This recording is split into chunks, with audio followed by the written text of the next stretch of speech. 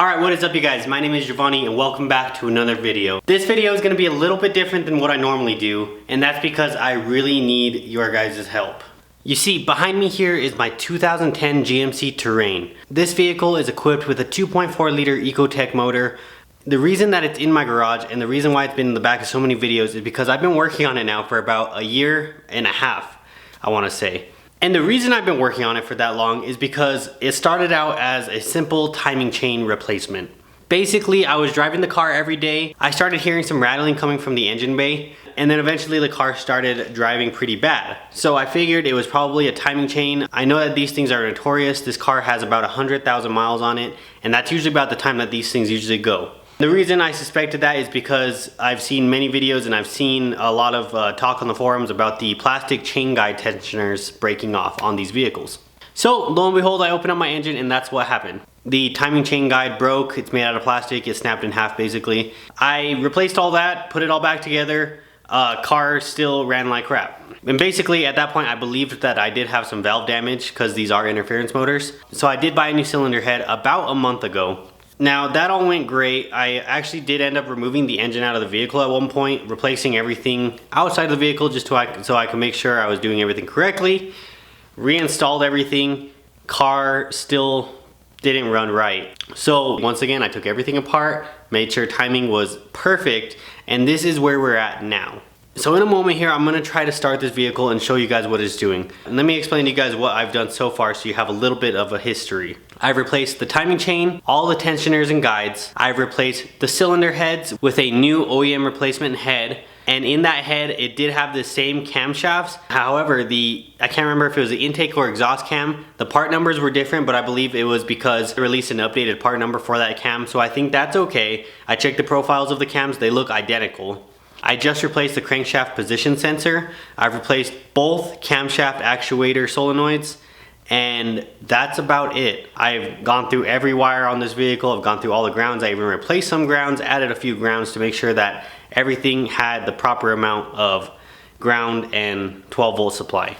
Now, I am not an expert, but I do know my way around modern fuel injected vehicles. I know my way around most engines in general. So the thing that's perplexing me, and the reason I think it might still be timing related, is I've done tests to check if I have spark, and I do have spark on crank. And I'm also getting fuel because I pulled spark plugs multiple times and there is copious amounts of fuel on them. So at one point I believe I actually even flooded the engine with as much fuel as was getting in there. I have double checked the injectors. The injectors are fine. This is a direct injection motor, so keep that in mind. And the last thing I have not checked is that I'm getting compression. Now I should be getting compression because again, these are new heads, new valves, new cylinders. The only thing that might be off is the camshaft timing. Now I have gone over this engine at least 10 times timing wise, and I have made sure that these camshafts are timed 100% correct to the crank. I've even gone out to All Data and pulled out the authorized service manual procedure for the timing chain replacement on this vehicle and followed that to a T. So I know pretty well that this is timed correctly as far as I know. Before I started the engine, I went over it by hand. I felt no resistance whatsoever. The thing felt smooth. It hit its compression strokes and I felt tension, and then it relieved the compression once it got past the stroke. So I'm really at a loss here at what my issue is. Yesterday I replaced the crankshaft position sensor and that did nothing for me basically.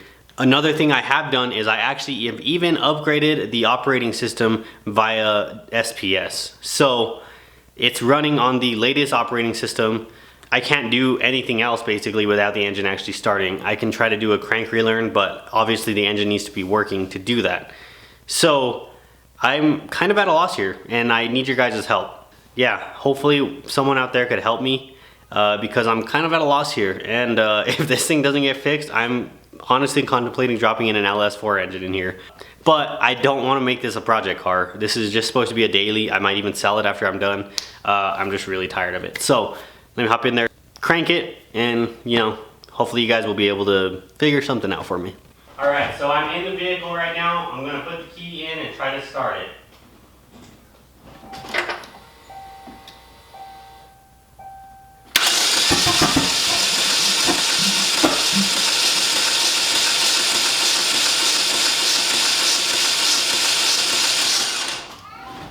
so as you could see there, it made a little bit of burbling noises, like almost like slight intake backfires or something. I don't actually have the downpipe or collector pipe hooked up right now. I need to replace some bolts there, so it's open header basically, but that shouldn't make a difference. That might be where those sounds are coming from. Yeah, it just cranks. It'll crank all day long. It just will never fire. So I don't know what it is, and I'm not as familiar with this particular Ecotec engine as I wish I was. There is something definitely weird going on. I don't have a high knowledge of direct injection motors. I understand the concept, I know how they work, and I've understood a lot of the electronic components on this engine. However, this one's stumping me. I've looked around online and there's not really much out there. Hopefully this video reaches out to someone that can actually help me. You can either leave me a comment down below, even if, you know, it's just a guess. Anything is better than nothing. So if you guys have any idea what I need to do, leave a comment down below. Or you can hit me up on my Facebook page, which I will put right here, and I'll also leave a link for it down in the description. Or you can also hit up my Instagram right here. Yeah, if you guys have any ideas, I would appreciate it so much. And I want to get this car out of the garage so I have more space so I can start working on cool stuff. I don't want to be working on 2010 GMC Terrains. Honestly, I would make videos on this, but it's not something that I think you guys want to see. So the faster we could get it done, the faster I can start doing other stuff like LS swaps and whatnot. So thank you guys. I really hope someone can help me with this, and I will see you guys again very soon. Have a great day.